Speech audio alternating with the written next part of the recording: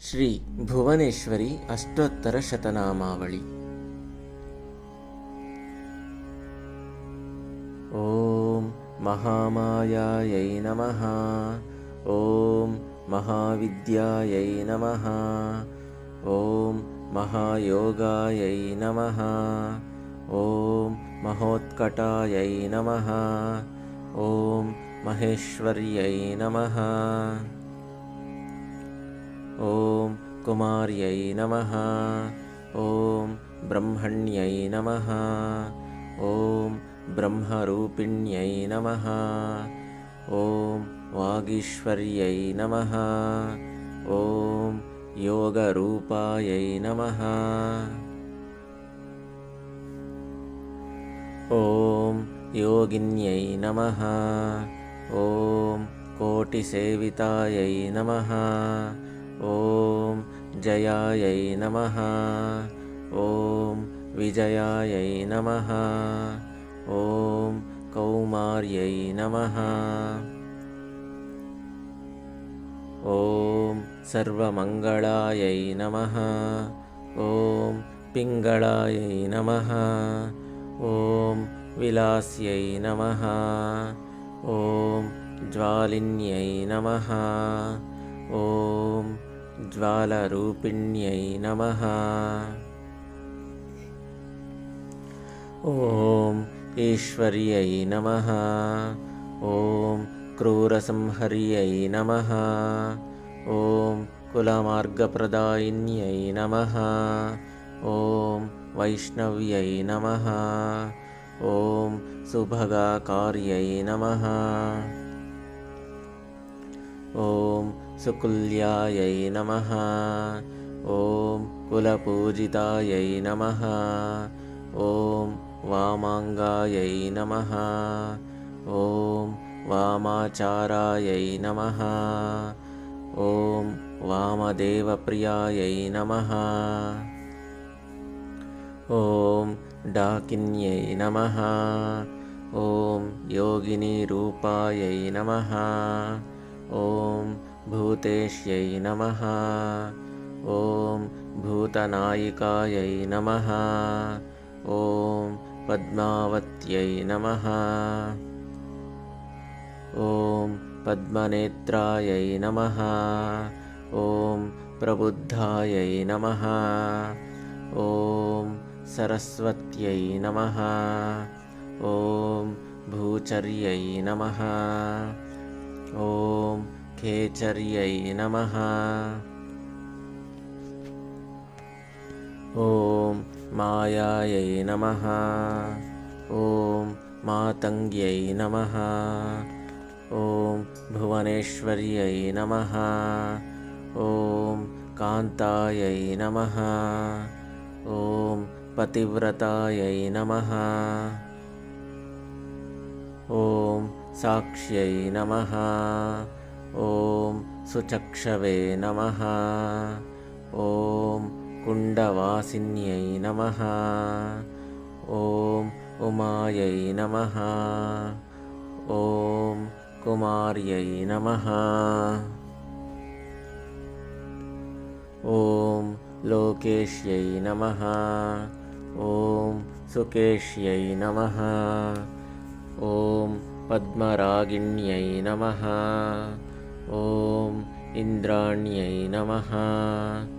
ಓಂ ಬ್ರಹ್ಮಚಂಡಾಲ್ಯೈ ನಮಃ. ಓಂ ಚಂಡಿಕಾಯೈ ನಮಃ. ಓಂ ವಾಯುವಲ್ಲಭಾಯೈ ನಮಃ. ಓಂ ಸರ್ವಧಾತುಮಯೀ ಮೂರ್ತ್ಯೈ ನಮಃ. ಓಂ ಜಲರೂಪಾಯೈ ನಮಃ. ಓಂ ಜಲೋದರ್ಯೈ ನಮಃ. ಓಂ ಆಕಾಶ್ಯೈ ನಮಃ. ಓಂ ರಣಗಾಯೈ ನಮಃ. ಓಂ ನೃಕಪಾಲವಿಭೂಷಣಾಯೈ ನಮಃ. ಓಂ ನರ್ಮದಾಯೈ ನಮಃ. ಓಂ ಮೋಕ್ಷದಾಯೈ ನಮಃ.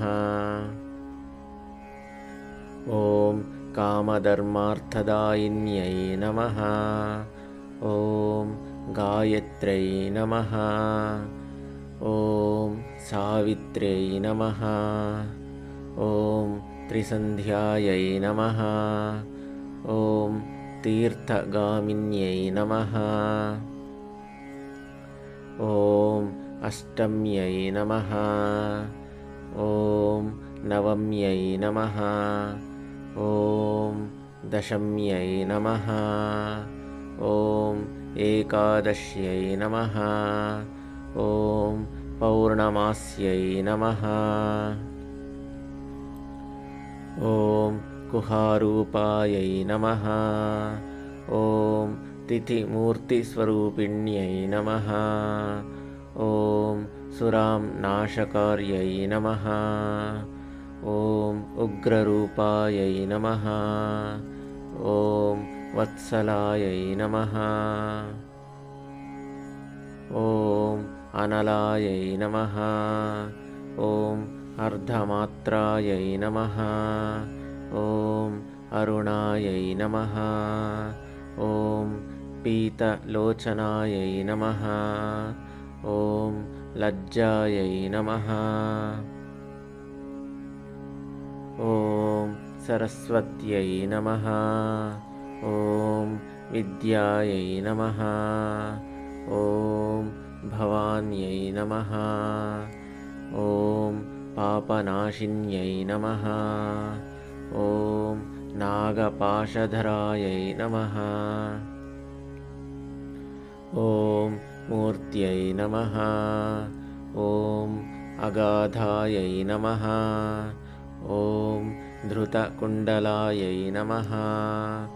ॐ क्षतरूप्यै नमः। ॐ क्षयकर्यै नमः। ॐ तेजस्विन्यै नमः। ॐ शुचिस्मितायै नमः। ॐ अव्यक्तायै नमः। ॐ व्यक्तलोकायै नमः। ॐ शम्भुरूपायै नमः। ॐ मनस्विन्यै नमः। ॐ मातङ्ग्यै नमः। ॐ मत्तमातङ्ग्यै नमः। ॐ महादेवप्रियायै नमः। ॐ दैत्यहन्त्रै नमः। ॐ वाराह्यै नमः। ॐ सर्वशास्त्रमयै नमः। ॐ शुभायै नमः इति श्री भुवनेश्वरी अष्टोत्तरशतनामावळी सम्पूर्णम्।